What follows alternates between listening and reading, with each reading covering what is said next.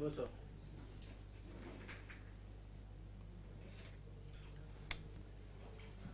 Good morning to all the viewers of this program. This is Dr. Rahul Chandra, Joint Director, Institute of Company Secretaries of India. I welcome you all friends to this session of webcast. As you all know, that today's session is on company law, and I am glad to introduce the speaker of the session, Mr. Vishal Arora. Mr. Vishal Arora is a practicing company secretary, and he has been into teaching from last 10 years. He is taking classes in NIRC. I am sure that you will enjoy this session and you learn much from Mr. Arora. I'll urge you to listen it patiently and ask as many number of questions as possible. Now I'll hand over to Mr. Arora to take the proceeding further. But before that, I wish you all a very best in coming examinations. Thank you. So good morning all. Thanks Dr. Rahul. So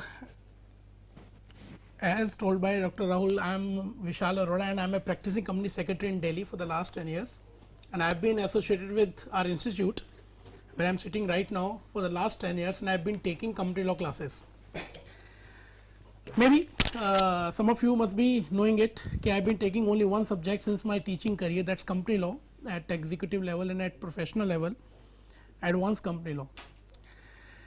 As I am sure you must be knowing agenda of today webcast, very clear to me, and I am sure it is very clear to you as well.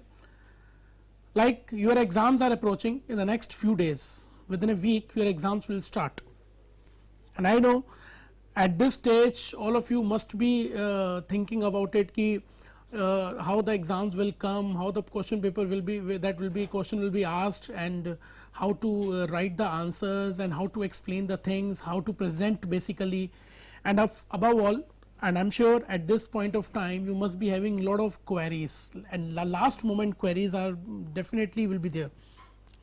So this is that agenda for our today webcast. Number one is I will be talking about the question paper in the sense ki how basically it comes, what is the intention of our institute, what exactly institute expects from the students at executive level, how to basically present your exam, present your paper in the question paper, how to write answers basically, how to explain, how to put yourself into words. Basically sometime it happens, and it happens with everyone, even when I was a student it used to happen with me as well.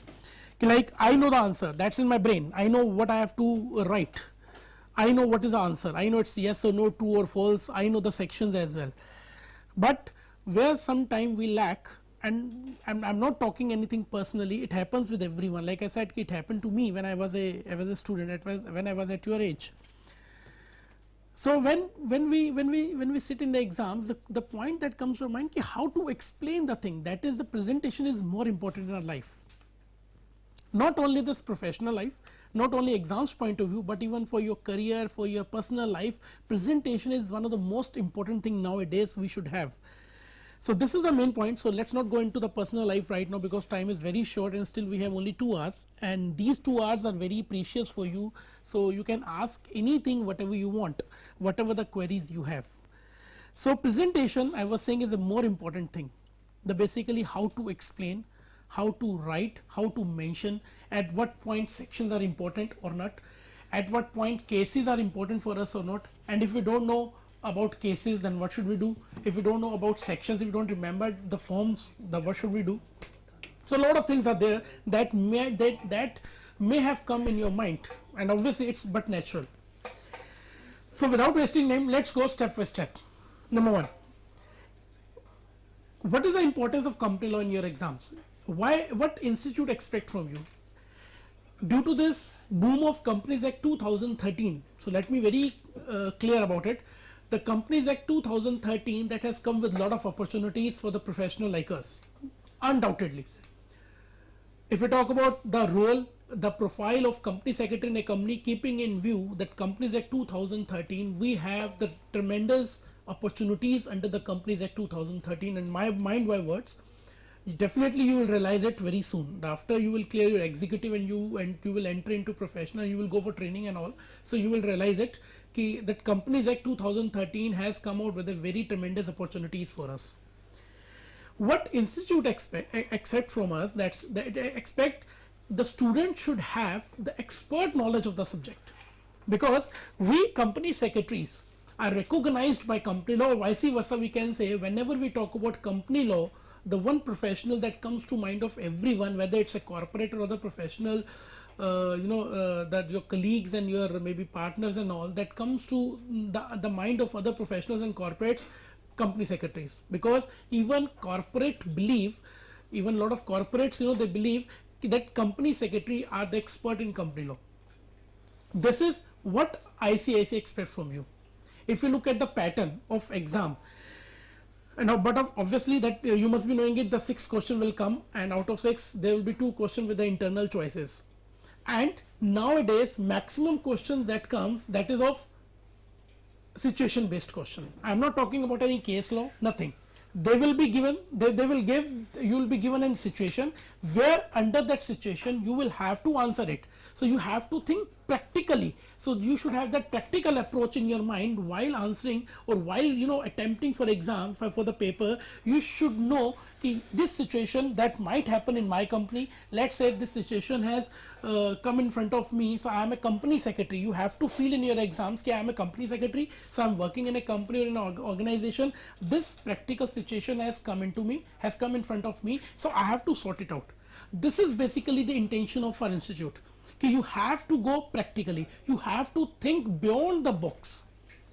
I know it's very difficult at this stage. You can think in a very broad mind, because obviously a lot of things that come out of your experience and your practice and all things, but still, at least from your bookish language, at least for your from your knowledge of company law, knowledge of your subject, we as a faculty, when we expect you should have that practical approach in your mind.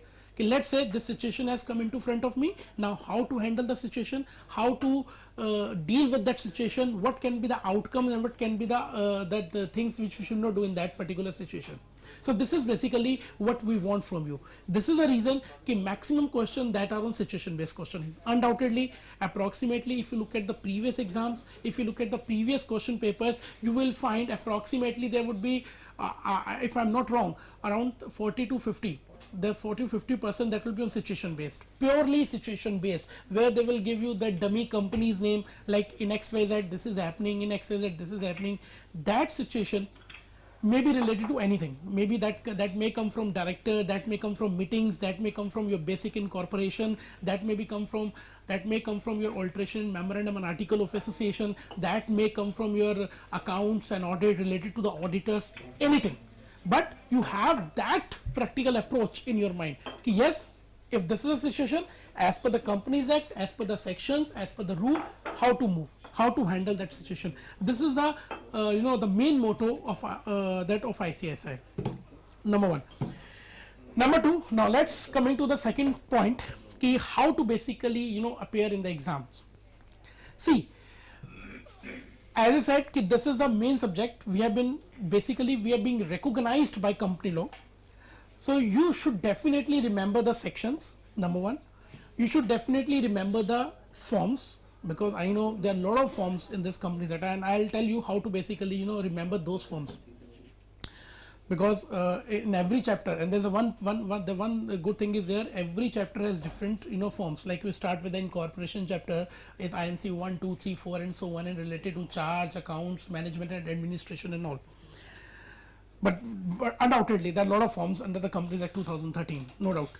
So but if we talk about key, you should have an expert knowledge of that particular subject. Make sure, number 1, you should remember the sections. Undoubtedly, maximum section you can. I am not saying you should learn each and every section. Like we have 470 section, out of it a lot of section have not been notified yet, that those are related to tribunal and all.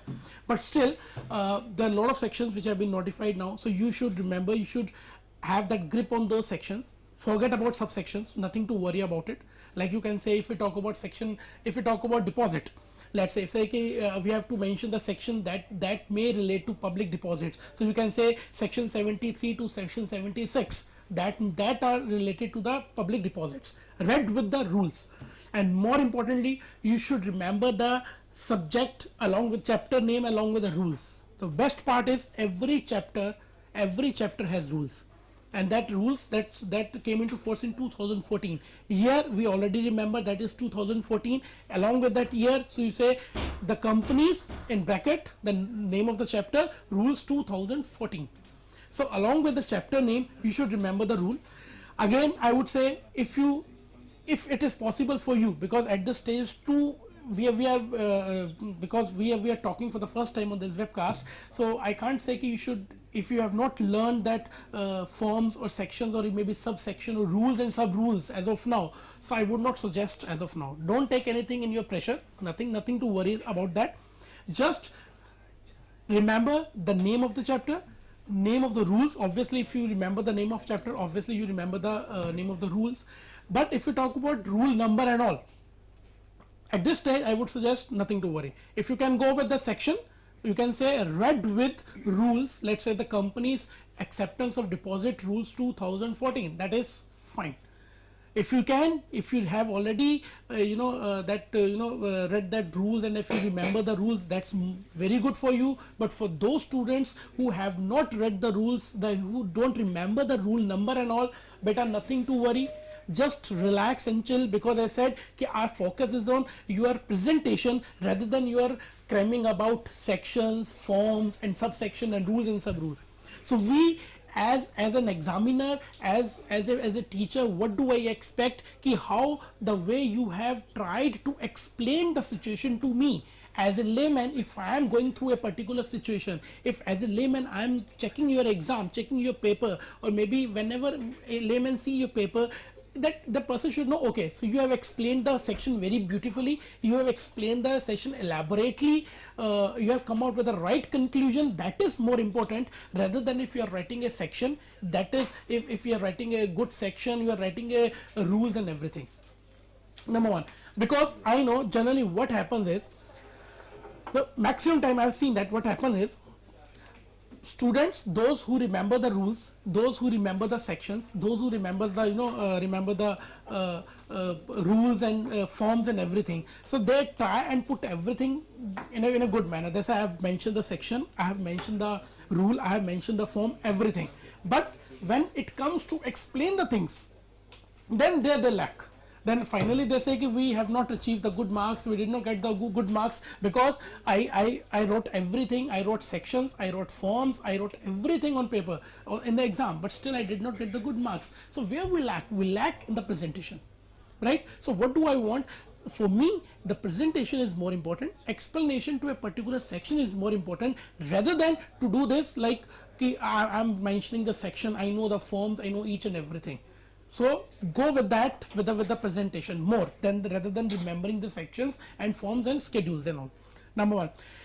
Next thing, if you don't know the section, sometimes it happens with the students. I have seen in number of cases. So you try and become over smart because you feel the examiner who is checking the paper, how does even he know? We are also human being. If we don't know about, don't remember the 470 section, how examiner can remember the 470 section? So let's try and be an over smart with this. So let's do one thing. Let's section whatever we want, in whatever way we want. Let's say section under section 144 this says, under section 134 it says, under section 470 what says. The lot of blunder I have seen in the last exams. The students, they have written even section 4, like let's say 520, 558.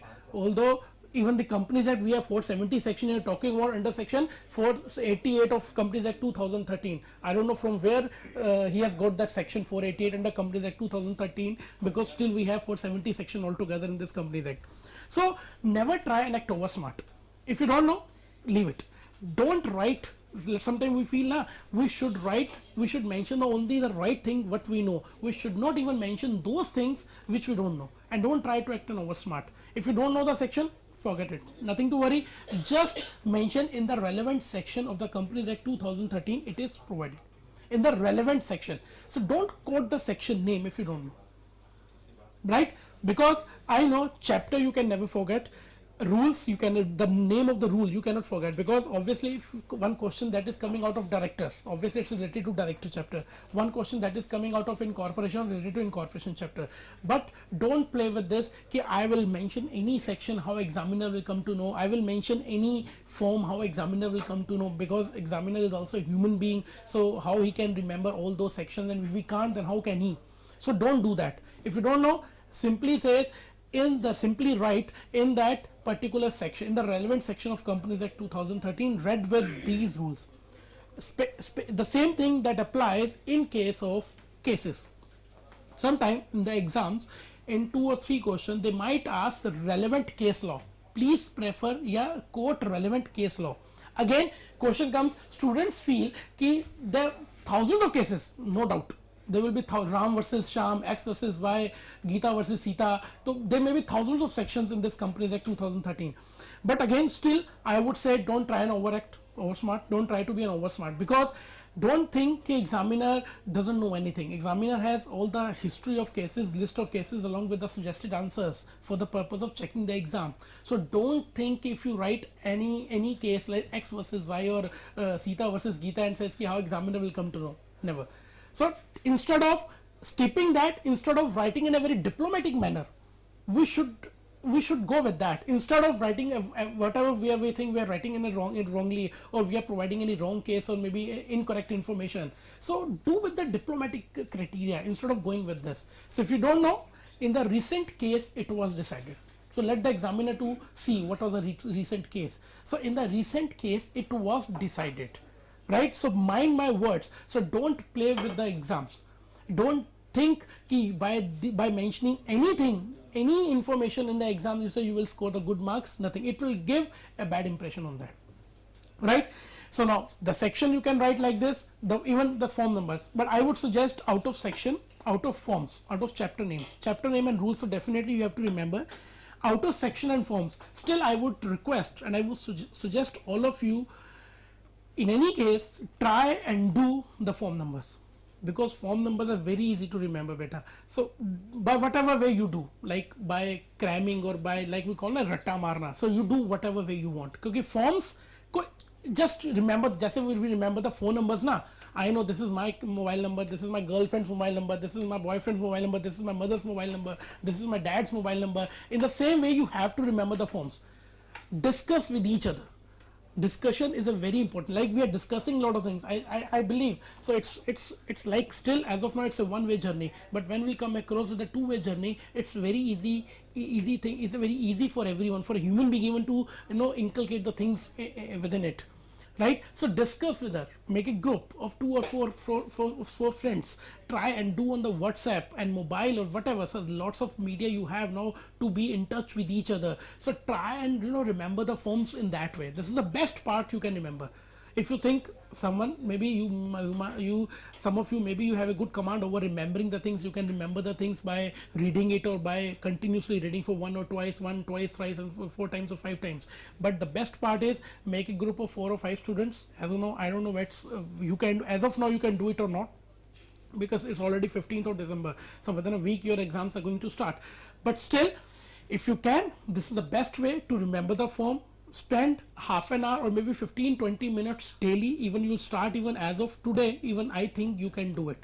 So 15-20 minutes spent with each other. Let's say one you say, let's say we two are friends. I say today you will do the incorporation chapters, forms related to incorporation chapter, and I'll be doing the forms related to directors chapter. So let's discuss with each other. Let's ask question to each other. Okay, what is DI 12 says? What is INC 7? What is INC 8? What is INC 10? And what is DI 22 and all? So a lot of things. This is the best way where we can easily remember the forms. So forms, I would never want you should skip that.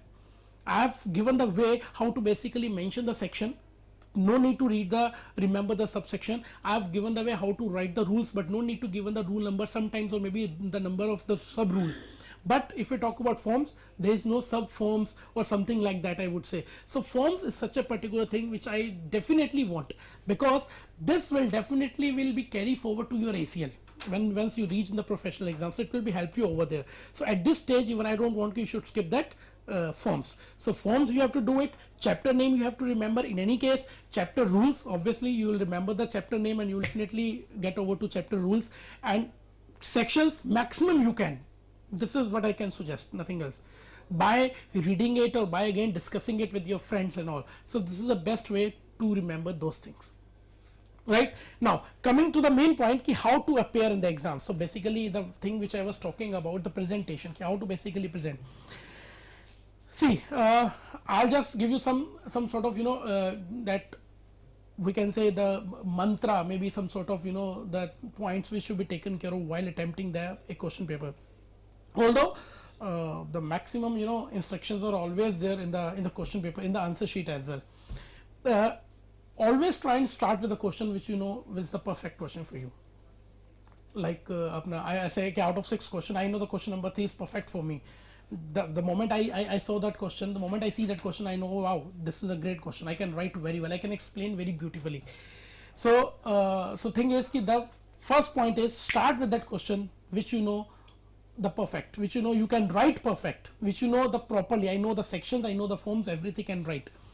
Because it's a human psychology as well, that we know that that popular phrase ki the first impression is the last impression. Because whenever the examiner will see your paper, so when I start checking the paper, let's say I've seen that first question, I will see the student has written a very beautiful manner, so that impression will come into my mind ki now he's a brilliant student, that he knows everything, he knows how to write it. And obviously we know one more thing, when we start writing the first question exam, we always flow with our handwriting, which is sometime maybe you have good or bad handwriting, but still initially when we start writing the exams, so we always go with the good handwriting. But the moment we'll complete first question and second question, then when we look at the time, oh yeah, it's already half an hour and 45 minutes and we have just completed the one question, then we'll start writing with a speed. So what happens is we play with our handwriting. It's a human psychology, it happens with everyone. It happened to me, generally it happens to you, with everyone. Right. So now that's what I say, the question which the perfect answer, start writing with that. Start writing with that, clear it, mention it, so that it will give a good impression to the examiner ki yes, you have mentioned this answer very brilliantly. Maybe possibility, I'm not saying it's a very foolproof method for you, ki definitely you will do wonders with that, but still kahin na kahin, to some extent I would say it will be a impression in the mind of examiner ki yes, he has written in a very beautiful manner, so let me be a bit casual about other answers, with other answers, because he is a brilliant student, he has written in a very proper manner. So again I'm not saying it's a foolproof method, but still ki basically how to do that, right? And nothing to worry. So out of 6 questions, you have to do 6 questions only, because you will get the internal choices as of now. Maybe second or third question are there where you get the internal choices. So another thing is, like if you are doing any question, like if you are doing first question or maybe then doing the third question, then fourth question, doesn't matter. It's not that you have to do the question in a serial order. That's why I said you start with the best question which you know. While appearing in exam, try not to leave any page blank. It gives straightforward a negative impression on the examiner. Why you are leaving that blank page? Number one, because the reason being, there are 2 reasons. Number one is you don't know the answer. I don't know the answer, I've left the page blank, I'm looking here and there to my friends and all, ki bhai someone will tell me, so I'll write later on, something like that. Because if you knew that answer, you could not have left the page blank. So why you are leaving that page blank? Never do that. And try and avoid cutting and maybe corrections in the exam, because sometimes what we do, so we know I have written an answer, but I'm not satisfied with it. I know I could have opted for second A or second B. So what will I do? I'll do the correction. I'll just make a mess here. I will cut everything. I'll start with the second B. Again, it gives a negative impression. Be clear with your thoughts. Be clear with your actions. Ki yes, what I want to do, I have to opt this or this. Right? Instead of making a mess over the question, over the answer sheet, again, kahin na kahin, to some extent, I would believe, again, it gives a negative impression to the examiner. Baki, whatever the way you want to choose, you want to say ki like I have to mention like out of 6 questions I want to second first or third first, or maybe last one I will start first, doesn't matter. But be very clear with your thoughts ki what exactly you are doing. Don't leave any page blank thinking that ki definitely I will cover, I will do after, maybe after at the last moment I will do, I'll ask someone so that I will do and copy and something like that. So don't do that. This is again a blunder for your exams. So basically this is where we are talking about how to basically present the things, right? Now next comes in your exam generally we face a problem ki like what should be the length of the answer. Like if there is a 4-mark question, let's say there is a 5-mark question, there is a 8-mark question. So what should be the length? Like if we talk about a practical situation based question has come, let's say related to loans to director, section 185 they are talking about. If let's say if the question has come related to loan to director, and let's say I think there was a question maybe last year exam ki the company has given a housing loan to managing director, and I think full payment, part payment he has made, and part payment the company will be taking from MD on installment basis. So now whether it will be considered as a loan to director or not, again the situation based, but look at the smartness of our institute. Indirectly they have asked the section as well, and they have given it, they have put you into a situation as well. So if they are asking smartly, so you will have to act smartly again, because they are asking on, it's hardly a 4 marks question. So they are asking how to, what are the provisions related to section 185 loans to director, and also keeping in mind the situation which you are given ki now company has given a loan or housing loan to managing director, whether it would be covered under section 185 or not. So the question comes ki how to handle with this situation, how to basically do it, how to basically write in the exams, right? So whenever these kind of question that comes, so number 1, always try initially always try and give answer at the top, right? Sometime we have to go diplomatically in what sense ki where there can be 2 outcomes of a particular section. Like if I'm talking about this section only, in 185 the situation which I've discussed with you, so we are not violating section 185, but still there is a condition. If company has general policy in the company provide loans to its directors or management, something like that, and to employees as well, or whole-time director or MD, then there is no violation. But if company does not have any kind of such policy for the employees, then obviously you are giving a favor to managing director, and it will come under the purview of section 185, no doubt. But again the question comes ki how to basically write in the exam so that examiner will feel great about it. Thing is, whenever any situation based question that will come, do one thing, start with the answer.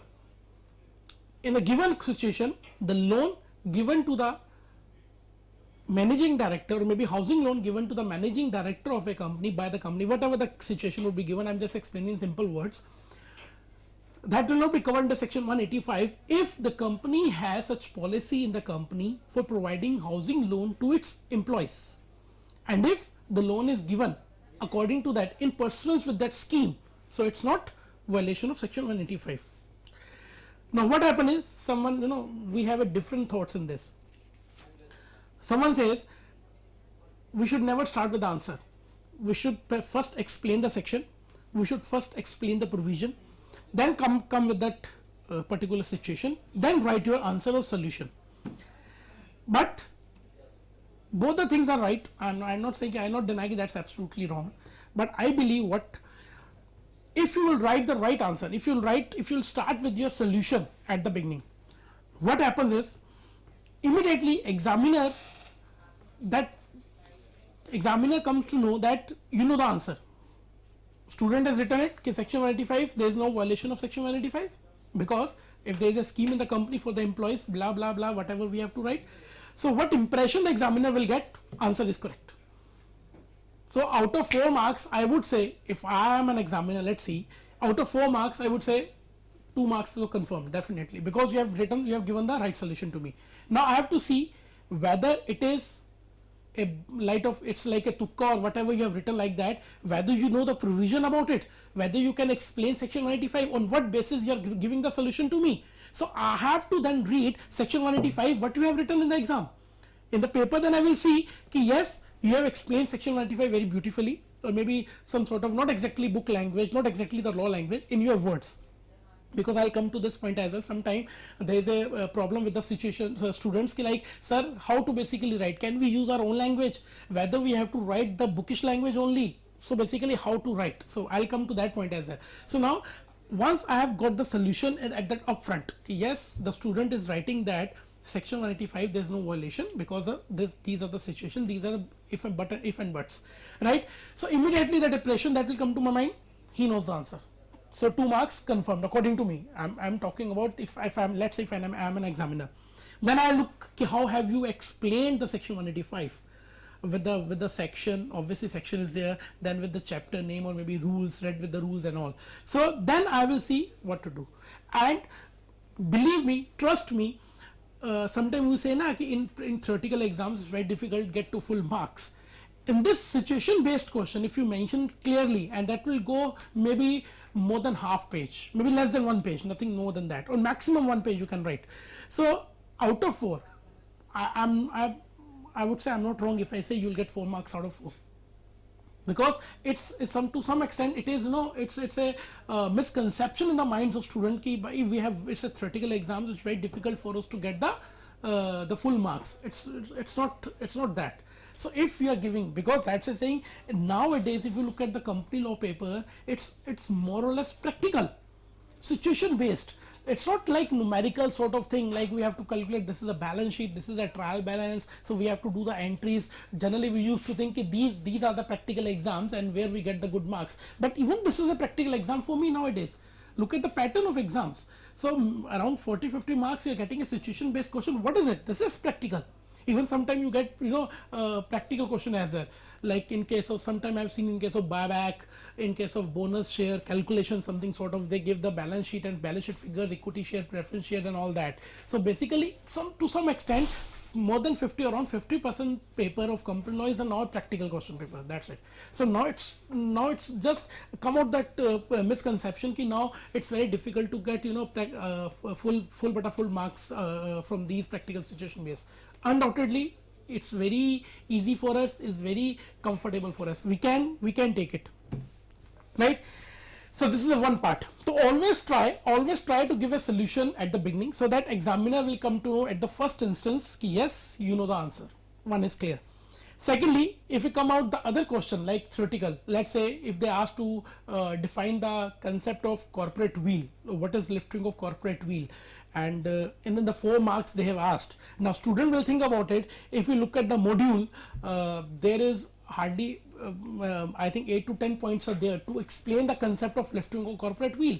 And if you look at the book of any other author, or maybe from where you have taken the classes and all, and if you look there, you will again say 7 to 8 points are there to define the corporate wheel, and then you will say boss paper bahut lengthy tha, that was too lengthy. In the 4 marks question they are asking explain the lifting of corporate wheel, how it is possible? So half an hour I spent on that. And I, you know, it was only 2 or 3 pages, you know, that was I did in that lifting of corporate wheel. So basically how to do that? Sometime question comes the difference between, like the question comes on like a difference between memorandum and article of association, difference between doctrine of indoor management, doctrine of constructive notice, difference between doctrine of indoor management, doctrine of alter ego. So there are a lot of things are there which generally, you know, they ask in the exam. Difference.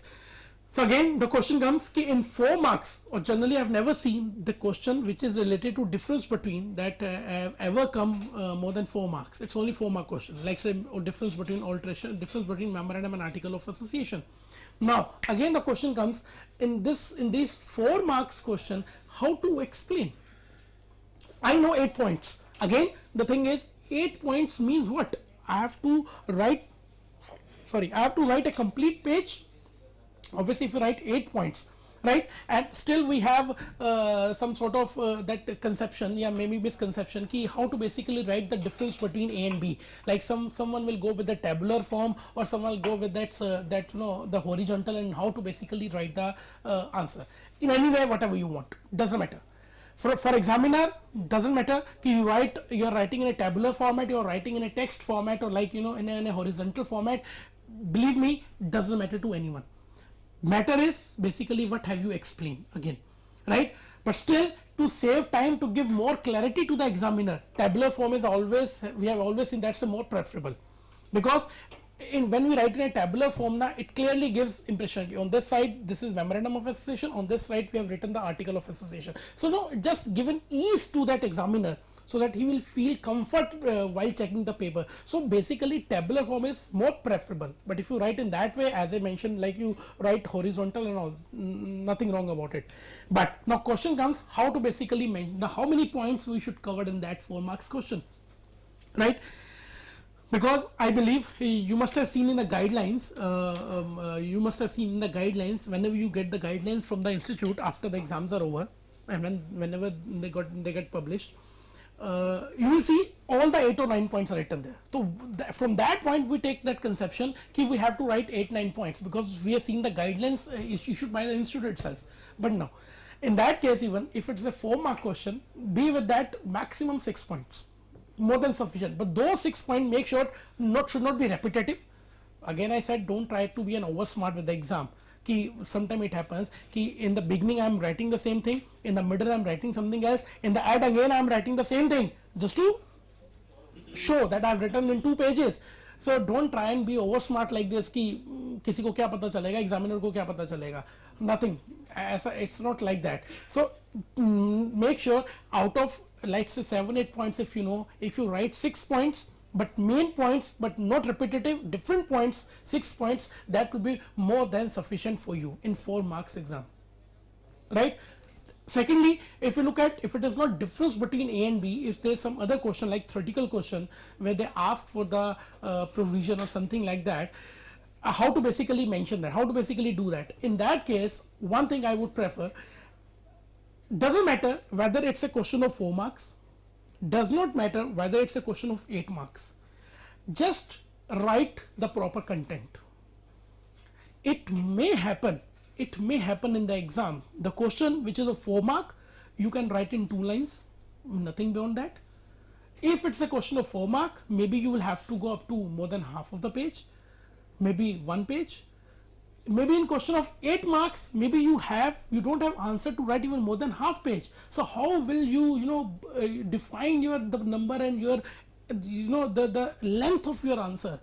Don't judge your length of your judge length of your answer with this marks of the question. It's a 4 mark, I cannot write more than half page. It's a 8 mark, I have to write 1.5 page. In any case, in that case I am writing all the useless thing which is not relevant or which has not been asked given the question, but still I am doing that. Because why I am doing that? Because I have seen that question paper, in the question paper that question is of 8 marks, and how can I write about how can I write half page? Not possible for me, because examiner will not give me the marks. Again I said, it's more important your content. Content is more important rather than anything else. So what you have to do is forget about even though sometime I advise my student, don't look at the marks, forget about it, just see what I've been asked, go with the answer, go with your clarity, go with your content, go with your expertise, rather than go with the institute marks. What are they asking, 8 marks or 4 marks? No, I know how to basically write it, how to what extent I have to write it, I will write it, except in those cases where I've said where they ask difference between A and B. So in 4 marks generally it's not necessary to give 8 or 9 points of difference between A and B. Sometime there may be a vice versa situation, like what maybe in the 4 marks question you will be asked a difference between A and B, and there are only 3 points. Let's say that question that may come to my mind, what's the difference between capital reserve and reserve capital? Capital reserve and reserve capital. If you start writing capital reserve and reserve capital, not possible for you to write more than 4 or 5 points, unless you will not start unnecessarily explaining the things just to show ki I have a proper length, I have 8 points with me. So if you look at the question of what is the difference between capital reserve and reserve capital, it's sufficient for me if I write 4 or 5 points. Maximum I am talking about 4 or 5 points. Still I can write, but I believe you can't write even more than 3 points of maximum of 4 points. Sufficient? Because even in the law, even in the question, even in the book, there is nothing beyond that. Forget about book, because book is published by maybe someone who has written in his or her own language. But if you look at the law point of view, what is capital reserve and reserve capital, nothing is there. So from where I should get the point, just to show off ki I have given the answer in a proper length. So look at this 4 marks question, I am writing 7 points unnecessarily. So that is not required. So be professional approach. You are not sitting in BCom exams, you are not sitting in your +2 exams, so where you have to write the paper. No, sometime I have seen number of students, what do they do basically? So they try, generally they when they come out of the exams, or whenever they discuss with each other, वो तो क्या कहते हैं कि देख भाई 40 शीटें भर के आया हूँ मैं तो पूरी, और अगर एक शीट का एक नंबर भी मिल गया तो भाई पास हो गया. मतलब दे जज लाइक दिस कि भैया 40 शीट है, 40 शीट तो भरा है, मैं एक्स्ट्रा शीट लेके, there is no restriction. I don't know whether as of now we have restriction on the sheets और not, because I think there is no restriction on the sheets. Answer sheet आप जितनी भी लेते जाओ, doesn't matter. सो भाई 40 sheet तो भैया कहाँ से काटेगा एग्जामिनर, चल एक तो दे देगा, एक तो देगा, हर शीट का एक marks. Now how they basically we calculate. So I am obviously maybe 5 or 10% students, we always have these kind of students, not always. And even that's why we're talking about the smartness. In one exam, what I saw that the student has written the exams, and you won't believe, in every question, in every answer, that gentleman, or maybe I know that's a gentle lady or what, he or she has mentioned section in every answer. I won't believe कि अगर if I'll get answer sheet now, as I'm a faculty of company, I've been teaching company for the last 10 years, maybe the possibility with me as well, if I'll come across with a question paper and I'll start writing exam, maybe I'll skip out 1 or 2 sections. But that student that had mentioned each section in every answer, and roughly around maybe 2 or 3 extra sheets were there, like वही ऐसा कि 40 sheets भरी हुई थी, मजे से कोई tension नहीं थी, and make sure not a single section was correct, just to try to be fool with the examiner. In the section this of this Companies Act, even they don't know, even sometimes they don't know how to basically, some basic mistake where you can be caught. Generally we write the Companies Act 2013, but generally students, even they do not know it's Companies Act, they write, they generally what they mention is the company law. Chalo, that is to an extent it's okay, but they write the Company Act. It's the Companies Act. These are basically the minor mistakes which we do and which we feel ki that's nothing important. So beta, these are the professional exams, make sure, right? So that's why I'm saying you have to have that professional approach. This is what we expect from you. Forget about, come out of your comfort zone ki I have to go with the pages, I have to go with the numbers, I have to go with the length, nothing. Go with the professional approach. Okay, what exactly your professional approach should be. So whether if it is of 4 marks, half of the page, I cannot write beyond that, nothing to worry. And if I am worried about, like it says ki 8 marks question, then again I am completing in 1 page or maybe less than page, nothing to worry. Be sure with your content. Content is more important rather than anything else in the professional exams. Number 1. Another thing, basically generally we believe ki we have to attempt 100%. Again, let's come out with that misconception again, right? So generally we believe ki we have to complete the 100% paper. If we'll complete the 100%, then only we'll achieve the good marks. Again, the misconception, as I said, you are sitting in a practical exam. So why I'm calling it as a practical exam, because I told you ki 50% of the exams that is situation based. So I can say it's a practical approach. What I have seen, ki what as student, what they realize, what they feel, ki 100% marks we have to adopt, right? And only then we'll get the good marks. Again, I would suggest one thing. If you are scoring, if you are appearing for, not scoring, if you are appearing for, let's say 90% or maybe 95%, 5 or 10% if you can leave, or something that comes out of the way which you don't know, which you have not even heard about it, sometime it may happen. But still, even out of those 90, it's very easy to score more than 50. The way, again I'm saying, the way you have explained.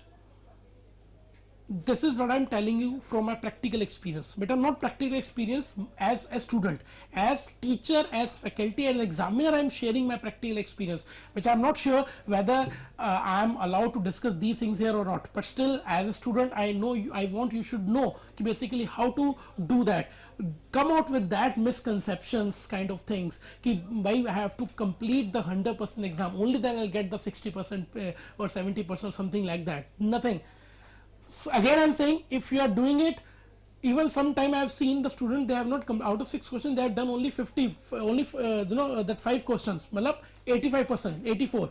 Okay, one question is of first question is of 20 marks, then again 16 question that comes of 5 question comes of 16 marks each. So let's say if we have done only 5 questions, we have left one question, let's say of 16 marks, out of 84 I have seen the students who have scored 55. How come? How come? Basically, again I'm saying, why I'm saying again and again the same thing, so that should be into your mind.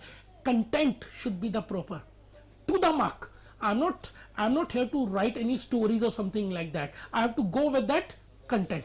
Okay, this is the thing, this is to do, this is what section says, that's it. Right? Because generally it happens in a question paper. I believe in a question paper you will see one or maybe 4 or 5 marks question will definitely come, which will be some sort of out of the way or very difficult or very complicated, which you feel ki are yaar ye kahan se aa gaya. Then you start looking to each other. Ki bhai, have you seen this question? Do you know about this question? Ye hai kya? What is this? I don't know. He says, even I don't know what is this. Then what thing that came to our mind? Ki it's a difficult paper, I can't do that. But out of that 5% question, for this 5% question, what happens? I start getting that my BP high and something like that. I start forgetting the 95 paper. Why don't we focus on that 90 or 95% paper instead of crying on that 5% question? Let it be. Let it be. Why don't you try and achieve those 95% in a proper manner, to do the paper in a proper manner, so that you can achieve 50 or 55 marks in that particular paper, or maybe 60 out of 95. So why you worried about those 5%?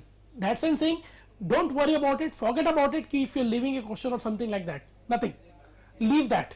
Try what exactly you know, what exactly you know, how to basically, how I can explain the things. Number one, well, every time I'm saying number one because different context I'm talking about number one. Then again, generally I've seen sometimes with generally sometimes students they get free in 2 or 2.5 hours. Basically we feel ki 2.5 घंटे paper हमारा हो गया, that's fine. It can be, because I'm sure it can be now. In maximum 2.5 hours you can be free, 2.5 hours. Anyways, let's say if I'm free, let's say the timings are 11 to 2 and I'll be free by 1:30, and what should I do?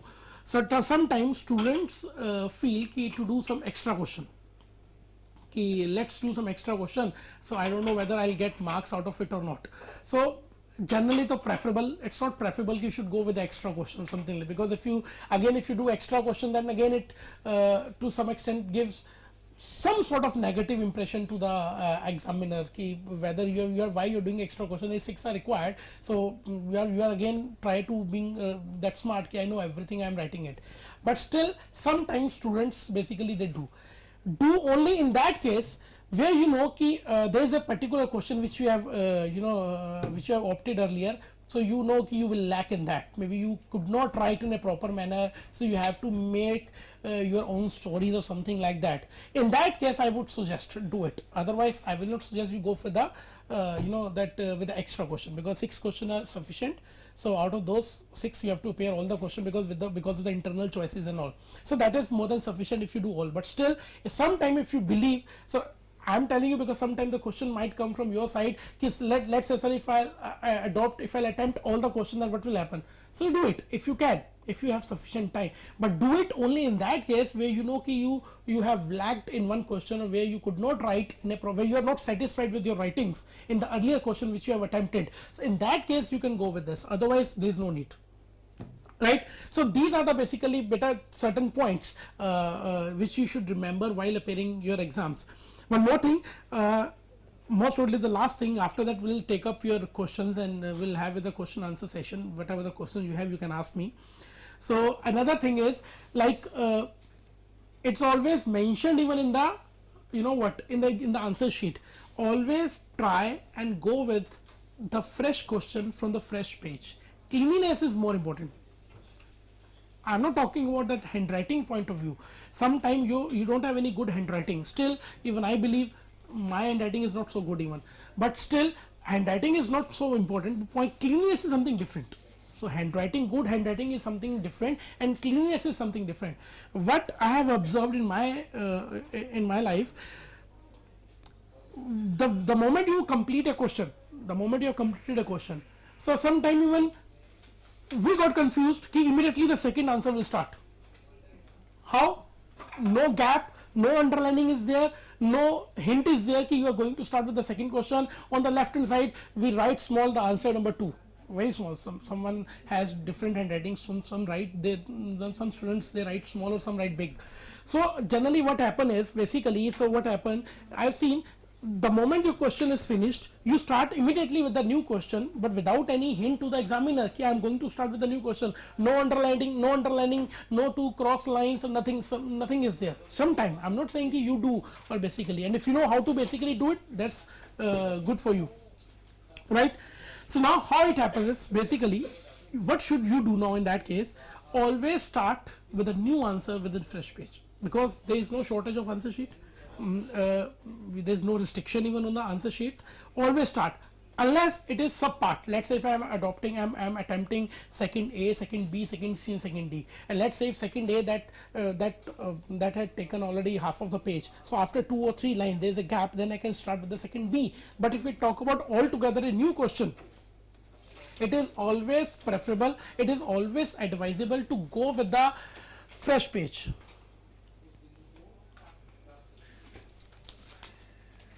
Right? So what happens is, always start a new page that for the fresh question, and always write legibly or in a bigger words, or maybe you can underline it ki answer to the question number second A, answer to the question number second B. You know, the way you will present your answer, the way you will write your answers in exam, the way you the cleanness would be there, that would give a comfort level to the examiner. So while appearing in the answer in the exams, we have to see the comfort zone for the examiner as well. So he should not get frustrated out of it. He should not be frustrated like I don't know from where you have start the answer, what is he doing, and then he will start getting frustrated and say if I don't know what he has written, what he wants to prove it, right? So I am talking about 2 things. Number 1 is handwriting. Handwriting is some of different thing, and I am talking about the cleanliness. The matter should be clear to the examiner. You have to put examiner into a comfort zone.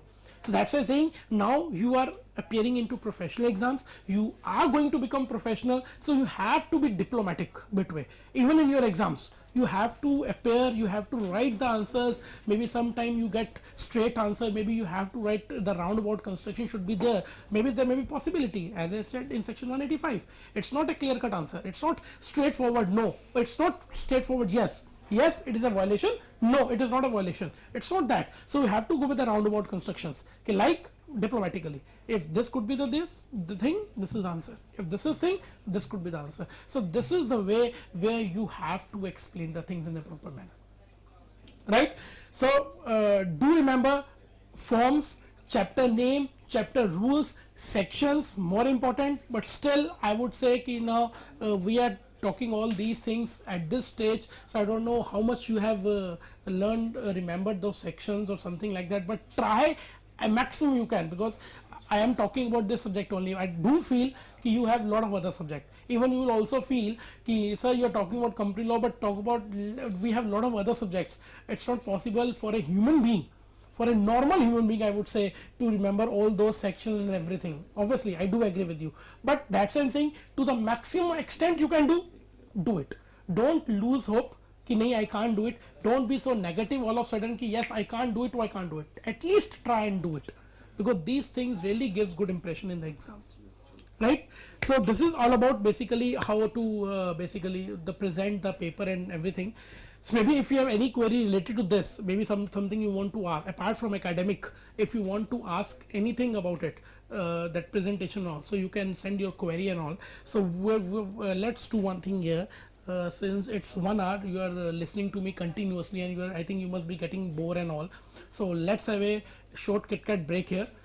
and we'll be back after 7 or 10 minutes, and after that we'll start with the query session. Whatever the queries you will have, I'll try to resolve maximum queries I can, right? So see you after a short break. Till then, have your Kit Kat or tea break, whatever you want. See you after 10 minutes. Thanks.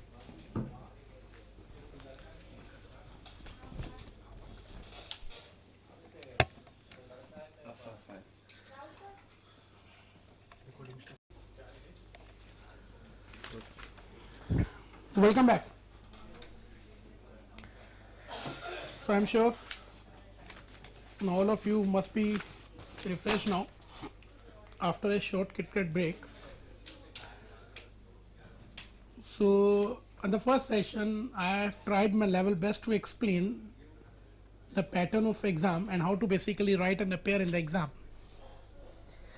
Now let's discuss certain questions which have been asked by various students. So first question, company law is mandatory in all countries or it differs in other countries? So whosoever has sent this question has sent this question, so you can talk to me later on. So you can talk to me personally, because right now we know the session is primarily we are focused on the exam, but still let me tell you, obviously beta, for every country there is a different company law, more or less. If you look at the kinds of companies and different things, so basically we have basically motivated by the Companies Act in UK, because when East India Company came to India, and the first act, the Companies Act, that was passed during the tenure of Britishers in India. So more or less if you look at the UK company law, so that is similar to us, or maybe we can say we have copied them or they have copied us, it doesn't matter for us. But obviously for every country there is a different company law. To some extent intention is same if you look at the kinds of company, directors, independents, auditors and all, but still the provisions still are different. Second question, as per company law 2013 maximum share capital, this is what I was talking about. Now student basically what they write, I don't know who has sent this question, but generally you write company law 2013. So whosoever has sent this, beta rectify it, correct yourself. It is not company law 2013, it is the Companies Act 2013. So you can see it's Companies Act. So don't write in the exam. If you have written here, that's fine. Maybe sometime you feel webcast we are writing something, we are typing something in a hurry. But it's Companies Act 2013 rather than Company Law 2013. So he's asking, or she is asking, as per Company Law 2013 maximum share capital. No, sky is the limit. Up to certain extent, certain crores of capital, so you will have a fixed fees to be paid to the registrar. This is what time practical part I am sharing with you. If you have around, let's say maybe 200 or 300 something crore capital if is there, so after that if you will increase your authorized share capital, so there is no bar, there is no fees, that will be normal fees to be paid as we pay in case of normal form. So stamp duty limit is there, fees to be paid to the ROC on a certain amount of capital is limited, but if you look at the amount of capital which you can have, it's up to you. If you have investor, so maybe if you look at the big companies, they have thousands of crores of capital, maybe 4,000, 6,000, 7,000 capital, so that's up to you. So there is no specific criteria for the maximum share capital which you can have, because even in this law, in this in this act, basically we say law cannot restrict, cannot put a cap on any company to get the investor or get the investment in the company. If I have an investor who is ready to invest, let's say 1,000 crores in my company, and law says you cannot take beyond, let's say 100 crores. So investor is ready to invest 200 crores and law says you cannot take more than 100 crores, then how will I work? So there is no limit to the growth. So there cannot be a maximum cap in the maximum capital. So please clear the concept of remuneration of KMP. See, there is no concept of remuneration of KMP, to be very honest. There is a remuneration of managerial personnel. So let me be into this more academic part. So there are two terms basically. One is key managerial personnel, one is a managerial personnel, right? In this key managerial personnel, we have like 6 categories: MD, whole time director, manager, director, CFO, CEO, CS, right? In managerial personnel, we talk about three categories: MD, whole-time director, and manager. If you look at the remuneration of KMP, no, we talk about remuneration of managerial personnel, which is governed by section 197, read with schedule 5 of 2013 Act, right? So there is no concept. If we talk about KMP, the three categories, like we have CS, CFO, CEO. So there is no limit for the remuneration. They are not being governed by section 197 and schedule 5. So we only talk about remuneration of managerial personnel. So one thing to be very clear. So there are two terms. One is managerial personnel and one is key managerial personnel. In KMP, we discuss a lot of things about appointment and reappointment criteria, like we need to file MR1 and MR2, what other forms are there. But in this managerial remuneration, we talk about managerial remuneration to MD, whole-time director or manager, which is governed under section 197, which says, let me explain that if you meant to ask this only, if you have one MD or one managing director, whole-time director or manager in a company, it's a 5% of net profits. If you have more than one category, so 10%, right? 5% or 10%. And in case of inadequate profits or loss, you have to follow the schedule 5, which talks about remuneration depending upon the effective capital of the company, right? So basically it should be the concept of remuneration of managerial personnel, not KMP. Major difference in procedure for issue of shares on private placement basis and issue of preferential basis. Practically, so we don't have any major difference between them, because if we look at the private placement or preferential basis, more or less one and the same, but still for preferential basis they have a different rule. So where they have come out with the various compliances which more or less are same as equal to that private placement.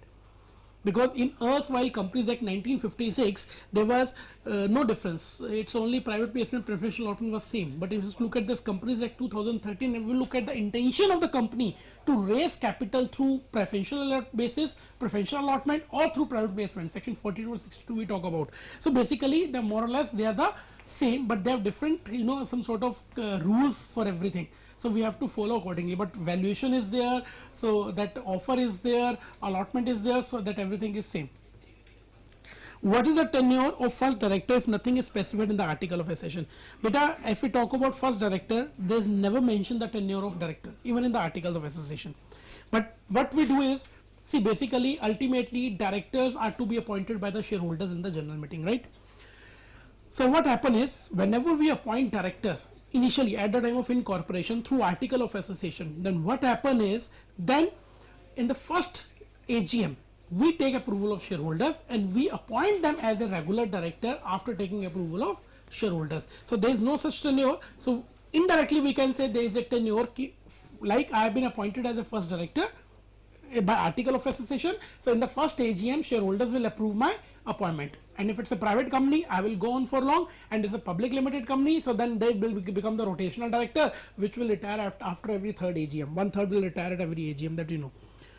What is the tenure of first director when subscribers shall be deemed to be the director? Obviously, if subscribers shall be deemed to be the first director, undoubtedly, so they will be the director till shareholders do not appoint. Even if it is written in the Companies Act, then if nothing is mentioned in the article of association, then subscribers to the memorandum who are individuals shall be deemed to be the first director till directors are appointed by shareholders in the general meeting. With the NCLT not constituted for change of financial year, how to go about with the procedure for changing a financial year? Beta, in that case, you have to take approval of company law board, right? In CLB, there is a form. In the form, you have to file an application for changing of financial year with the fees of rupees 500. Companies necessarily register charge for bank guarantee. See, obviously, like it says, whenever you create a charge, whenever some property is mortgaged or something like that, we need to create a charge. But in case of guarantee, it's a mixed opinion. Basically, whenever we give guarantee, so we are not mortgaging any charge, any property of the company. So, but still, what we do is basically, yes, you need to get it registered as well, because sometimes the company is a guarantor, and if the debtor will not pay back the amount, so then the company will be liable for that. So we are a private company which is going to change the financial year to April to March. So how will the CSR provision work for us for 2015-16? We will look the past 3 years January to December profits. So with the change, how will take the CSR contribution next 3 months? Definitely, so you have to go with the last 3 audited balance sheet, and you have to go with the profitability of last 3 financial years, whatever the financial years you have. So we have to go with the audited balance sheet for that. Applicability of CARO. CARO, but it's a very simple thing. I think CARO is not applicable. It's not say applicable. It says the CARO is applicable to every company except OPC is exempted, banking company is exempted, small company is exempted, even private company with a certain criteria. Let's say with a capital of less than 50 lakhs, with a turnover of less than 5 crores, or with a borrowing I think 25 crores something. So those companies are exempted for CARO. And for even these kind of question, but I would suggest one thing. As of now, we know we all are computer savvy now. We have the smartphones in our hand. So we have smartphones in our hand. We have to be smart even. So we can't do anything with the, if we are not smart, then we can't do anything with the smartphones. So you are asking me this question. So let us use this platform as clarification with respect to the provisions of Companies Act. Right? So I'm not saying anything negative about you, but I'm just improvising you. I'm trying to improvise you. Instead of asking me, take out your phone, go to the Google and just type applicability of CARO 2015. Without even I think your 3G will work fast than me. So immediately you get your answer over the phone ki CARO is applicable to all company except the categories which I said. So these things, kind of things, so easily you can get. Okay, what is office or place of profit? POP, place of profit.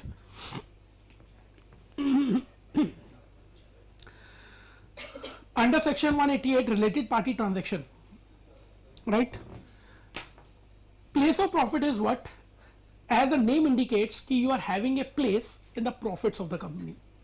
If you look at the clear cut meaning, what does this mean? Place of profit means you are having a place in the profits of the company. That is place of profit.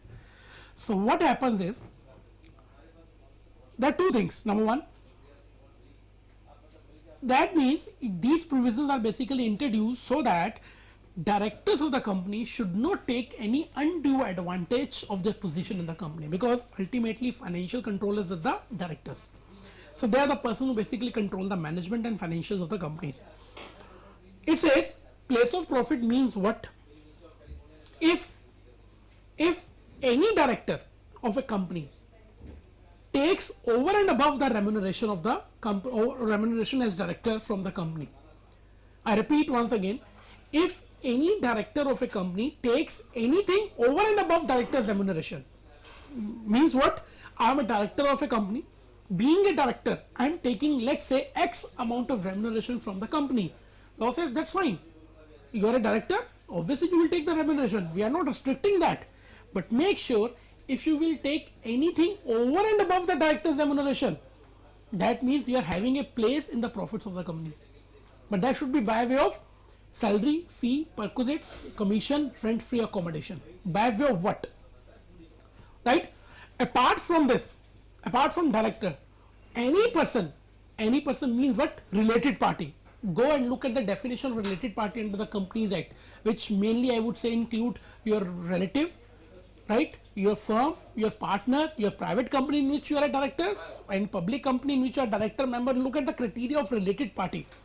If related party takes anything from the company over anything from the company, anything by way of salary, fee, perquisites, commission, that will be place of profit. Now you have to visualize two things. One is for director, one is for any other person other than director, which is related party. As a director, I can take director's remuneration from the company, no bar, no restriction, no limit, right? But as a director, if I am taking anything over and above director's remuneration, law says, by this is profit. And apart from director, any person, let's say if my brother is being appointed in my company as an accountant, taking a remuneration of let's say 10,000, law says this is place of profit. Right? My relative is being appointed in a company as a manager, HR manager. Let's say if my brother is being appointed in a company as a peon in the company on a remuneration of 12,000, law says, boss, you are a director of the company, this is place of profit. Right? So this is basically the definition of place of profit. But still, I'm not saying it's restricted.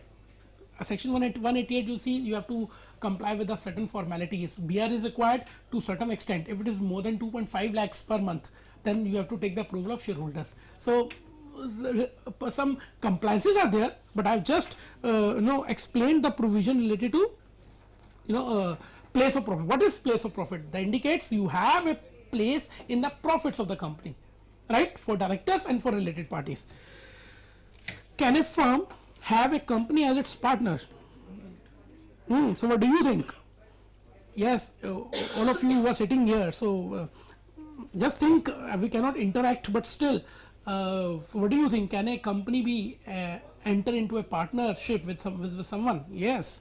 Company being a separate legal entity, having its own name, identity, its common seal, yes, company can enter into a partnership firm with anyone. There is hardly difference between us and company except one, and which is a major one. We have come into existence by natural birth. The company comes into existence by law. This is the only difference we have. But still, the rights we have, the company has. If we can become a partner, company can also become a partner. What are the entrenchment provisions? Entrenchment provisions. So these are the provisions that were introduced in this Companies Act 2013 only.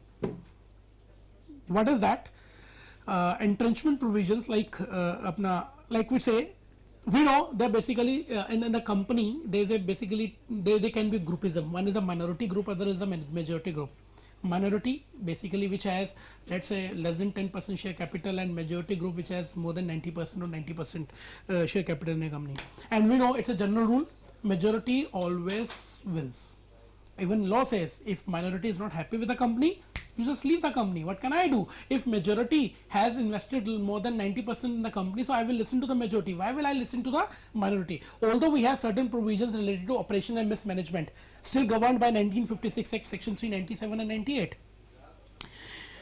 In this Companies Act, it's a good move. Rather, I don't know how practical it is being adopted by the company, but I've never seen, because it's going to be 2 years. This Companies Act came into force on 1st of April 2014, so going to be 2 years. So I've hardly seen any company going with the entrenchment provisions. What does entrenchment provisions? What do entrenchment provisions say? Number one, it says we have to highlight certain provisions of Article of Association. Let's say, just for take an example, let's say we are talking about appointment of director in the Article of Association, and we have mentioned that in the company, directors shall be appointed only by passing a unanimous resolution in the general meeting. Although we need an ordinary resolution, but we can also mention whatever we want in the Article of Association, but should be stricter than the Companies Act. Companies Act say OR. Just try and understand this example. Companies Act says OR, but my article says, we have mentioned in the Article of Association that by unanimous resolution in the general meeting, directors shall be appointed in the company. That's one thing.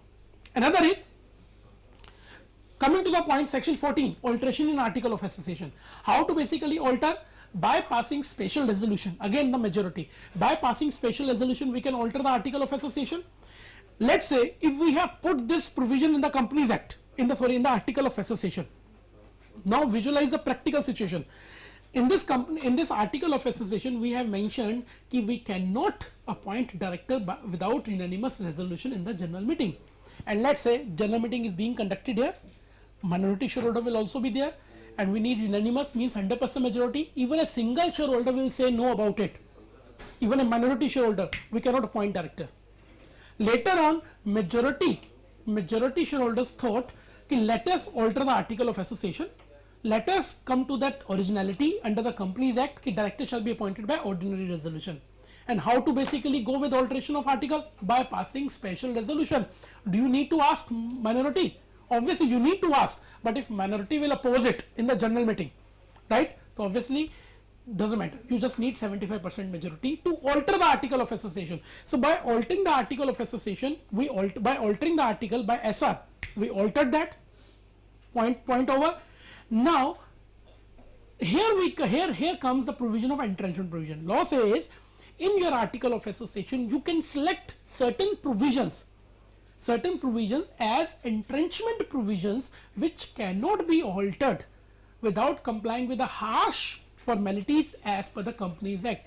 Let's say if we can mention that article, whatever we are talking about, directors shall not be appointed without unanimous resolution, and we have mentioned, we have put the clause that this particular provision of article is entrenchment provision and it cannot be altered. This, I am not talking about the whole set of article, I am talking about that particular clause in the article, and I am saying that this particular clause of article of association cannot be altered without the approval of all the shareholders. Again, now look at the power which we are giving to the minority. Now minority will have its say. We cannot do, if later on majority thinks about it, ki let us alter the article, let us remove this clause and appoint the director by an ordinary resolution. But still, my dear majority, you will have to see ki this is entrenchment provision. You cannot alter without the consent of all the shareholders. So now my majority will not be in a position to do nothing. Obviously they will have to go to the minority for that. But still the point comes, how to create entrenchment provisions? Who will decide ki these are the provision which are entrenchment, these are the provision which are entrenchment? How to basically go with, how to create? So that company has to decide. In case of public company, by special resolution, we have to we have to select certain provision as entrenchment provision, and in private company by passing unanimous, we have to select certain provision of article of association as unanimous, as entrenchment provision. That's why I'm saying, so now you will think about it, that question might come in your mind ki sir, in that case practically I don't think ki company will create some entrenchment provision. This is what I said, ki practically even I have not seen any company which is creating certain provision as entrenchment provision. And whenever you create entrenchment provision, you have to intimate ROC by filing of e-form number MGT 14 within 30 days of that alteration. Even at the time of incorporation, when we incorporate a company, when we file e-form INC 7, it asks whether the article contains any entrenchment provision or not, yes or no. If we click on yes, they ask for the provision. Yes, these are the provision of the company article of association are entrenchment provisions, and it will not be altered without the consent of all the shareholders. Right? Anyways, so next is what is compromise and arrangement. But it's very difficult to explain the detail. But compromise, I would say, compromise is whenever the word comes compromise, compromise means dispute. Without dispute, there cannot be a compromise. So whenever there will be dispute in a company between the management, shareholders, or mainly with the creditors of the company, so there will be a compromise. Arrangement means when there is no dispute, let's say I have to give, let's say $100 to you, so I don't have that money, the company does not have that much of money, so let's make an arrangement with them. So I'll pay you, let's say $50 full and final payment. So it's some sort of, let's come out with a conclusion. Okay, it's an arrangement, right? So see, I cannot explain now detail at this platform right now. So this is a basically brief. So compromise, just think about it. Whenever there is a compromise, compromise means, compromise is that is whenever there is a dispute, arrangement, when company makes arrangement with its creditors.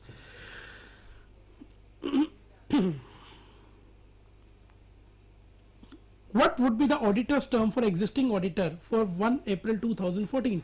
But don't go with as on 1st April 2014. Go with the last tenure under the Companies Act 1956. 3-year transition period have been given to the companies. Let's say if the act came into 1st on April 2014, so you have to take 3 years.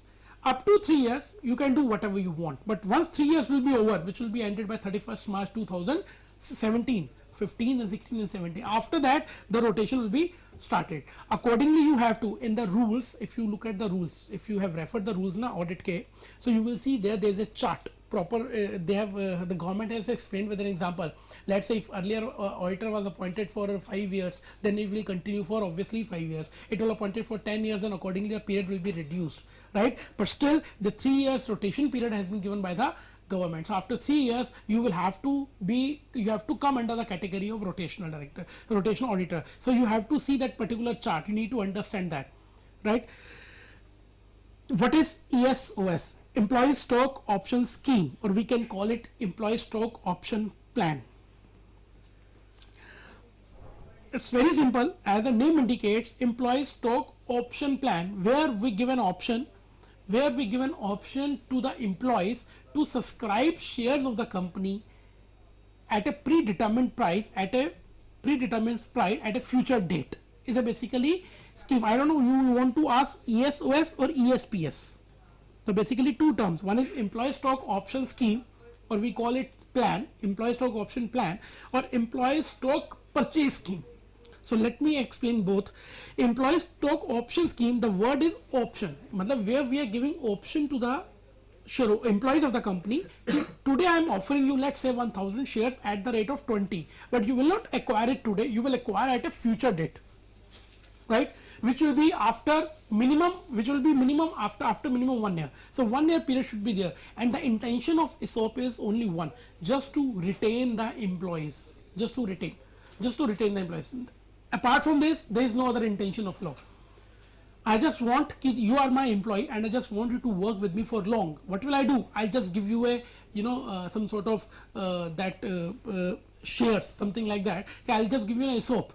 Like we have to call ना, एक चारा दे देना, मछली के उसमें जाल में चारा डालना, मछली को पकड़ने के लिए. Why? We want you should not leave the company. So I'll ask you, if you want to be with the company, if you will remain with the company for let's say 2 years, after 2 years I will be giving you 1000 shares at the rate of 20. Price is decided today, number of shares are decided today, employee is decided today, right? But you will get share only after 1 year.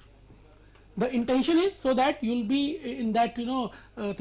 Obviously today the company is offering me shares at a rate of 20 rupees. Let's say after 2 years I believe the share will go up to 180 rupees. So definitely everyone will think about it, let me work with the company for 2 years more so that I'll get the shares. This is what we call ESOP. On the other side, what comes? ESPS. ESPS is employee stock purchase scheme, where at the time of public issue, whenever company comes out with a public issue, what does company do? Company offers shares to its employees at a lesser price, as a discounted rate than the retail investor or other QIBs. So that is no option. There no option. If you want to buy it, apply right away. If you want to subscribe shares, subscribe right away. Let's say I'm coming up with a public issue of let's say 10,000 crores and I'm issuing let's say 21 crores equity shares, out of which I would say at a price of let's say 90 rupees. Basic price 10, nominal value plus premium of 80 rupees. So let's say 90 is a fixed price issue, 90 rupees. But for the employees, 90 rupees or over the 90 rupees, on the 90 rupees you will get a discount of 20%. So 18 rupees will be discounted for the employees. So purchase, those who want to apply shares, subscribe, being an employee of a company, you can get that. So unlike ESOP, there is nothing like that you will acquire share at a future date or something like that. So this is basically ESPS and ESOP. What is independent director? Beta, refer section 149 subsection 6, you will get the definition of independent director. But as the name indicates, independent director means what? Independent, who is absolutely independent, not related to the management of the company, not related to the directors of the company, not related to the company like employee or ex-employee or whatever. Because independent, we want independent should be the person who should be unbiased.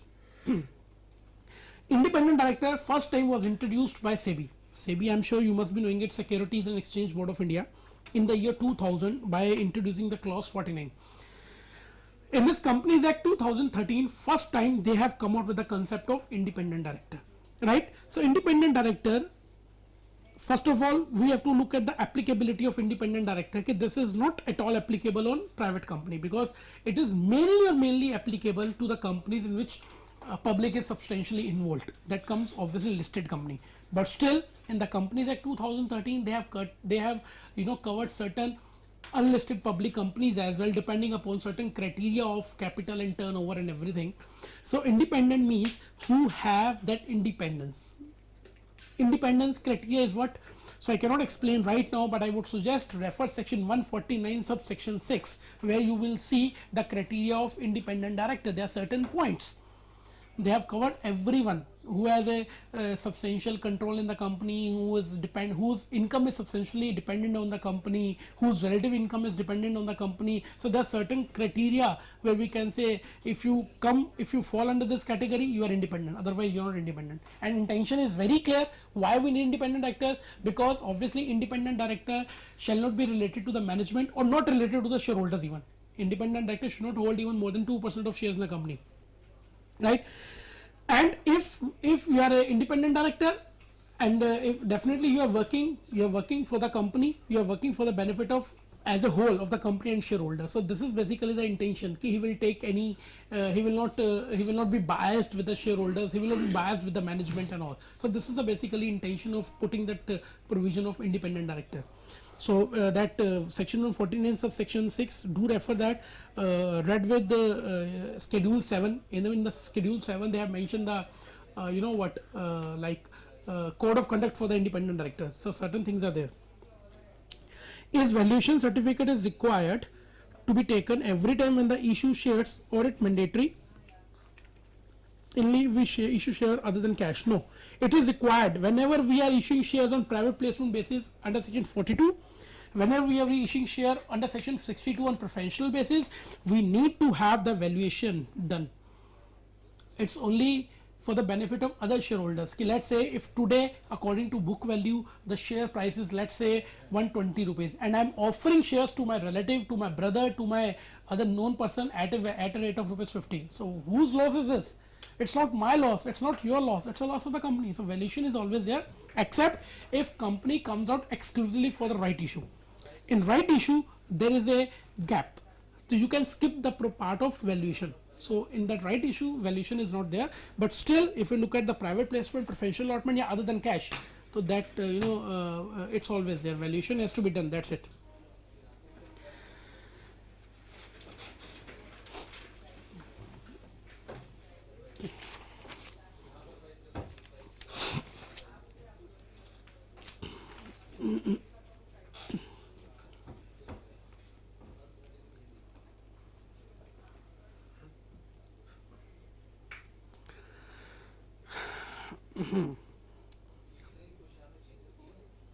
So how to draft resolution? How to draft resolution? Basically,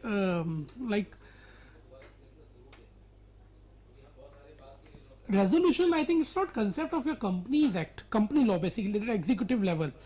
So I don't know who has asked this question basically, and it's not possible for me to explain how to draft resolution in 5 minutes, because generally it takes for me 3 or 4 sessions to go with the drafting of resolution. So, and above all, if you look at this company law at executive level, beta, drafting is not important. Drafting, I've never seen a drafting comes. It is a part of your ACL. When you will come with this professional, will reach the professional level, then under advanced company law and practice, ACL, advanced company law and procedures, where you will go through with all the drafting part and all, right? So meaning of resolution by circulation, you are talking about resolution by circulation by board of directors, section 175, which clearly says some time where it is not possible for us to call the board meeting. It is not possible for us to call the board meeting and to take the approval of directors by board meetings. Now what do we do then? What is the option? So we can pass the resolution by circulation instead of calling the board meeting. Let's say through email, through post, through courier, through registered post, whatever. What will company secretary do? He will just send the resolution to all the directors for your approval, and we need to take that approval. Let's say certain matters to be discussed urgently. So we cannot wait for the directors, or we cannot wait for the board meeting. So you can pass those resolution by circulation. And if majority will come out with a positive reply, let's say even they will write a simple word, approved. So that means a majority of directors approved it, that means that is passed by circulation. But make sure under section 179 there are certain matters which can be exercised only through board meeting, not by circulation. So we cannot pass each and every resolution by circulation. So we need to refer section 179. Explain producer company concept. Producer company concept, the main part is it is still governed by 1956 Act, because government is planning to have a different act for the producer companies, right? As of now there is no place of producer company in this Companies Act 2013. So it is governed by 1956 Act. Producer company, beta, it's just equivalent to multi-state cooperative societies. If you have ever heard about it, what is multi-state cooperative society? If you know about it, what does it do? So it's just like that, just to giving a recognition to that multi-state cooperative society into corporate way, so that they will be corporatized, or they will be into the corporate form of organization. So the producer companies 2002, in 2002 it was introduced, governed by separate sections of Companies Act 1956, having separate provisions with respect to the number of members with respect to the share capital and all. So it's not being governed by 2013 Act. Next is, in producer company, basically for those who are the primary producer in the sense basically who are agriculturist, farmist, horticulture, cultivation, handlooms, handicraft. So for those, to promote them, government have given a different platform, that is a producer company. That's it. One thing I would like to add here, which I generally share with my students, as I said, ki producer company has different provisions, producer company has different forms, producer company has different things, not exactly forms but different provisions and all. So don't be confused with the producer company and a private and public limited company, because our main focus should be private and public limited company rather than this producer company, because this is an it's a separate kind of company. It's neither a private nor a public limited company, but for the purpose of Act, Companies Act, it is being treated as a private limited company, but it's not a private limited, because every company has to mention the word XYZ producer company limited at the end of its name, but doesn't mean it's a public limited company, right? So don't be confused, because there is altogether a separate chapter of producer company in your module. So don't be confused with that. If sometimes, you know, I prefer what, if you will get confused with producer company and the provision of other public and private company, skip that, nothing to worry, because for us important is to know the provision of private and public limited company. Explain what is judicial body in existence, whether CLB or NCLT. Of course, company law board, beta, we are still waiting for NCLT. Let's see NCLT whether it comes or not, I don't know. What is an arm length transaction? Arm length transaction which is with unrelated parties. Why a point is there? In related party transaction, what can happen is, in a related party transaction, director can take undue advantage. Let's say if I'm getting a particular product, material from outside market, let's say of 100 rupees, and I'm taking it, I'm asking my company to take it from my brother, let's say on 120 rupees. So why I'm doing so? Just the matter is very clear. Why I'm doing so? Just to give undue advantage to my brother, right? So that is basically related party transaction. But if you are doing related party transaction at arm length basis, arm length matlab, if I am taking that material from outside 100 rupees, if I am taking the same material, same quality, same quantity at 100 rupees from my brother, so I am not taking any undue advantage. I am not taking, this is arm's length. Arm length means with transaction, same transaction, if it is done with unrelated party.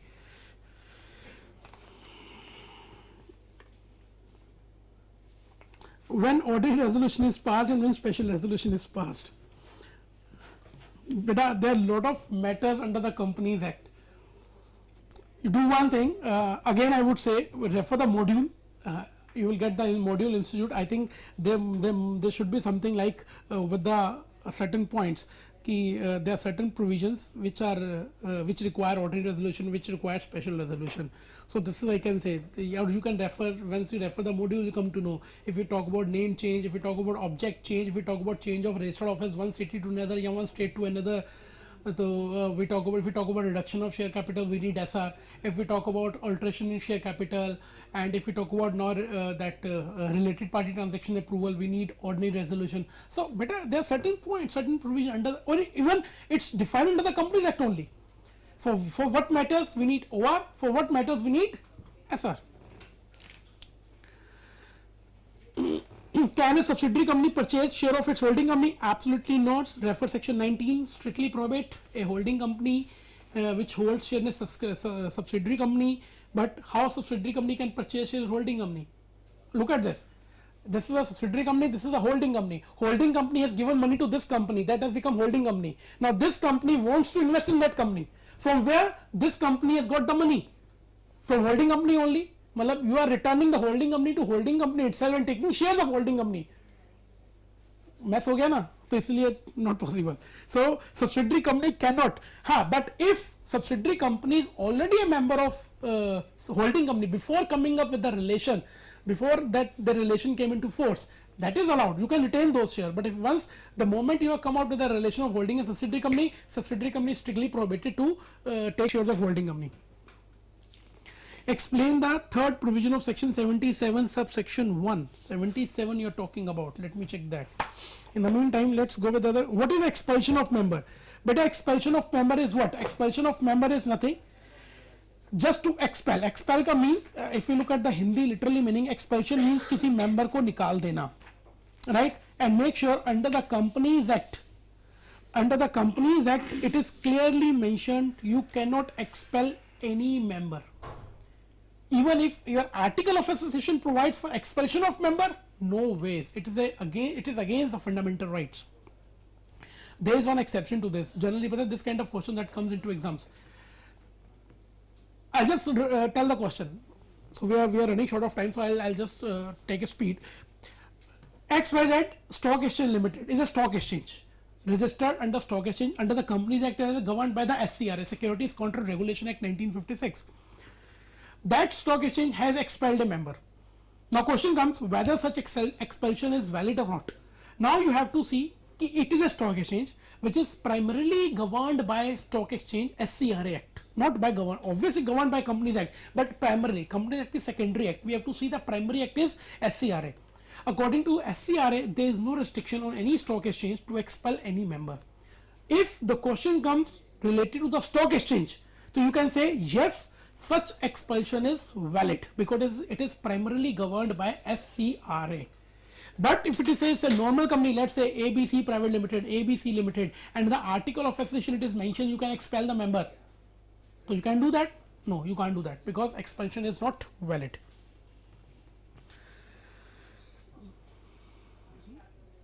Okay, liquidator point. See, section 77 subsection 3 talks about, it says if charge is not registered, let's say if company has created a charge, if it is not registered charge, then it is not for the creditors. Even liquidator, if let's say company is going for a winding up and charge is not registered, right, even liquidator can't do anything. And if it is registered, then liquidator, what liquidator will do, liquidator first will sell off the property and will repay to the charge holder. So it says if it is registered, even company goes for winding up, if it is registered it will go to the charge holder, and if it is not registered and if company goes for the winding up, then obviously you will not have any right. So liquidator point has come into in that provision as a provision because of the reason we have mentioned the concept. Let's say during the existence of charge, if company goes for winding up, so we have to see whether charge is registered or not. If it is registered, definitely charge holder will have the right, otherwise he will not have the right.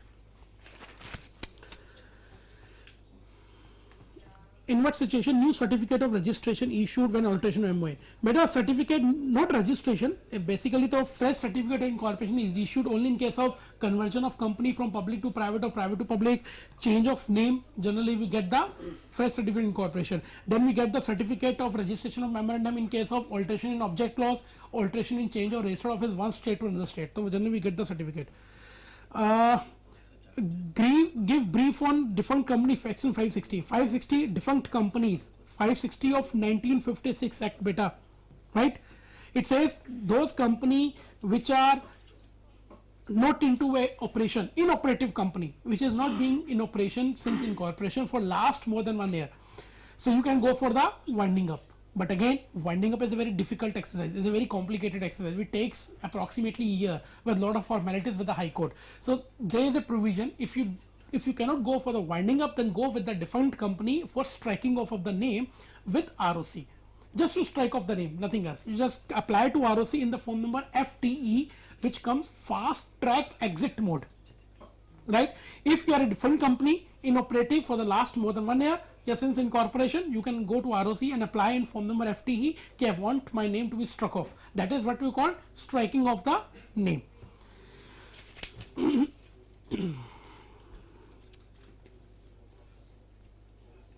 After transition period, can auditor appointed for 5 years? Transition period is what? You say cooling period or what? I didn't get this question exactly, but it should be cooling period.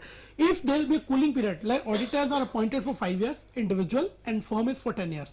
After that, there should be a gap of 5 years, which what we call it's a cooling period, right? Or like we can say even transition period. So after that, obviously, if you fulfill the criteria of auditor, look at the eligibility criteria of auditor, so you can be appointed for further 5 years or 10 years. Then after that, again there will be a cooling period of 5 years. Concept of doctrine of alter ego. Alter ego is beta. Alter ego is just to concept. You must be knowing about the concept of lifting of corporate wheel. It's more or less something like that, where court will disregard the concept of separate legal entity where companies, directors, shareholders, if they act anything beyond their power or within the name of a company. So it's a doctrine which will be used by the court to punish them rather than punishing the company. Sir, if we issue share less than the price drive under valuation report, then what will happen? I would say, you want to ask, beta, there is no provision under the law which says, if you violate the law, there is a penalty or there imprisonment as well, and maybe sometime you have to refund the money or you will have to ask the money from the shareholder, because valuation is must nowadays if you go with the private placement or preferential allotment, and if you go with that, so obviously there is a penalizing provision there. Red herring prospectus, beta red herring prospectus is issued by company when company comes out with book building process. I am sure you know something about it. What is book building process? Book building process where company comes out with a public issue. Where company comes out with a public issue by two ways. Number one is fixed price, or other is book building process. Fixed price, and what happens in big fixed price? The company says, okay, I am coming out with a public issue. Let's say share is of ₹10 and I am coming up with a premium of ₹90. That's a fixed price. Or where company comes out with a book building, where company says I'm coming out with the book building process with a price band with a floor price and cap price. Let's say the floor price is 80 and cap price is 96, because difference between floor and cap price shall not exceed 20% of floor price. So in that case, company issues red herring prospectus. Red herring prospectus means it's a prospectus. Whatever the formalities you have prospectus, you have to comply with those formalities. But why we call it a red herring? Red herring means it's a prospectus which contains all the information that to be included in the prospectus except price and quantum of securities to be issued. Because I know I want 100 crores, but I don't know at what price I will be issuing share, because 80 to 96 any price can be the final price. So I don't know what would be the price, I don't know what would be the total quantum of securities. So red herring prospectus is a prospectus but does not contain the price and quantum of security, which will be included later on when final price will be decided. When the public issue will be closed, then we see biddings, number of biddings we have received, then book runner, lead manager, BRLM, they will sit with the management and merchant banker, they will decide, let's say 92 is the final price, and 92 is the final price, and this is a number of shares. So now we will incorporate that price and number of shares in the prospectus in RHP, red herring prospectus, so that becomes final prospectus.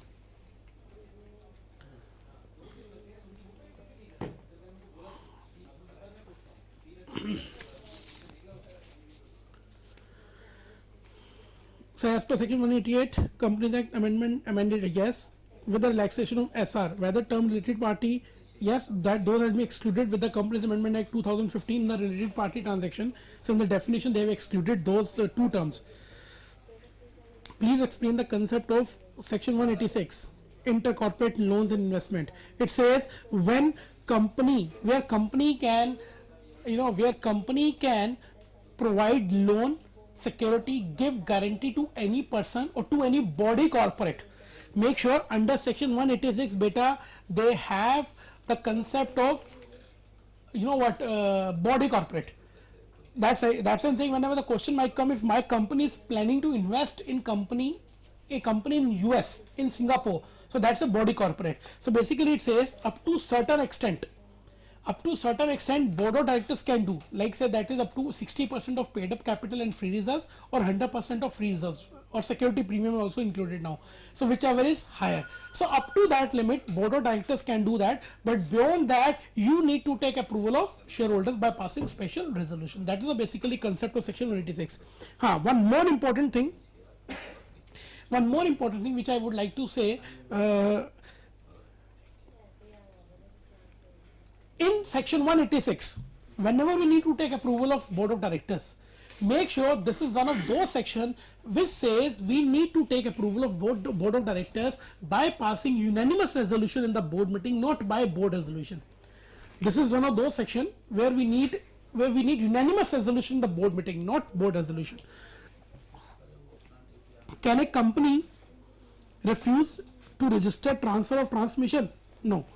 Company cannot, share are freely transferable, but as far as private company is concerned, public company तो cannot, forget about it. But if a private company wants to refuse, then private company should have those provision in the article of association. If in the article of association company has those provision for certain, the company has certain grounds for refusal, so yes, private company can, otherwise no, you can challenge that and you can go to CLB in case of refusal. If a company does not declare dividend to shareholders in any financial year, can shareholder complain to ROC about non-declaration of dividends if they have any doubt about the affairs or mismanagement of the company? Beta, first of all, non-declaration of dividend is not at all mismanagement. Forget about it. Is not at all mismanagement, because to declare dividend, the power is with the shareholder, but that can be declared only if it is recommended by board of directors.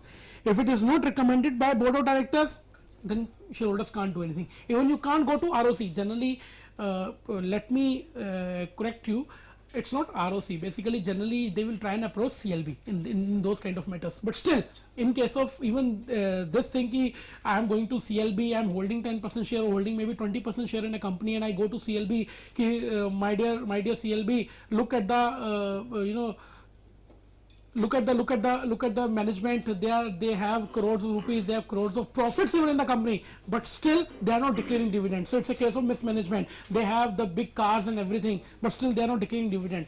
This is not a ground of mismanagement. You can't do anything. If they are not declaring it, if they are not recommending it, sorry, you can't do anything, right? Because this is absolutely is not a case of mismanagement, right? Chaliye, so beta, it's all from my side. It's all from my side, and I hope I really hope you must have taken advantage of taken benefit of this these 2 hours, and I've tried my level best to explain everything whatever you asked.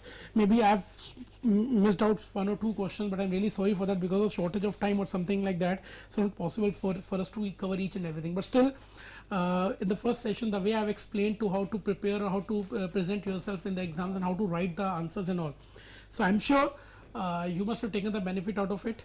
Still feel, if you feel anything or need to ask, so वैसे तो time is very short now. There's no time. You have to put hard. Now you have to put efforts on your own. But I would say, be dedicated, be confident about it, because confidence is a very major thing in your exams. Be confident. Yes, I know the things, I know how to write, I know I'm an expert. Just feel within yourself, yes, I am an expert and I can do the exams, right? So with this note, thank you very much. Thanks to all of you. Thanks for the lending me the patient here. I'm sure you're listening to me. This is my thought, you people are listening to me very carefully. And wish you all the very best for your upcoming exams, for your future, for your career, for your professional lives. God bless you. Bye bye.